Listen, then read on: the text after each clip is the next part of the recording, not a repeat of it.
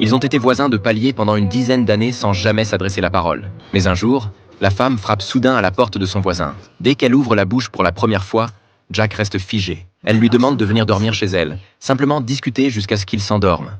Comme Jack, Amy a perdu son conjoint très tôt, après que ses enfants ont fondé leur propre famille dans une autre ville.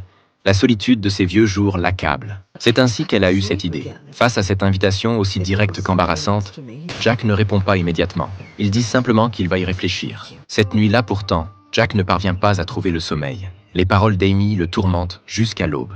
Le lendemain après-midi, Jack se rend comme d'habitude au pub de la ville retrouver ses vieux amis. Il apprend alors qu'un ami est décédé la nuit précédente. La disparition successive de personnes de son âge fait brutalement prendre conscience à Jack du poids de la vieillesse. Après mûre réflexion, Jack décide finalement d'appeler Amy pour lui dire qu'il accepte d'essayer. Il fixe le rendez-vous au lendemain soir, à 21h. À l'heure convenue, Jack s'est brossé les dents depuis longtemps et a enfilé une belle chemise. Il met ses chaussures et ses vêtements dans un sac. Puis, d'un pas nerveux, se faufile comme un voleur jusqu'à la porte d'Amy. What are you doing back here? Well, I wasn't sure if you know how it is, people talk. Amy l'attend manifestement depuis un moment déjà. Elle verse à Jack le vin rouge qu'elle a préparé à l'avance, puis engage la conversation. Mais cet échange reste désespérément superficiel.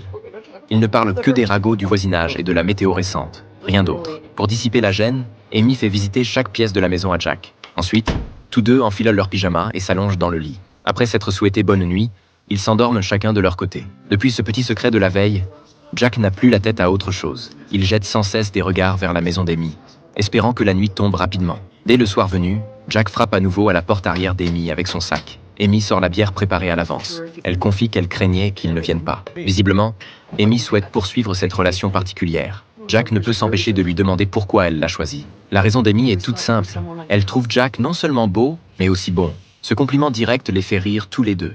La gêne antérieure s'évapore complètement. De même, aux yeux de Jack, Amy a toujours été une femme élégante et désinvolte. Ils commencent à s'intéresser au passé de l'autre, évoquant même leurs enfances respectives. Le lendemain, quand Jack rentre chez lui, sa fille l'appelle pour savoir pourquoi il n'a pas répondu au téléphone la veille. Il répond évasivement qu'il n'a pas entendu. Le troisième jour, Jack frappe à la porte arrière d'Amy.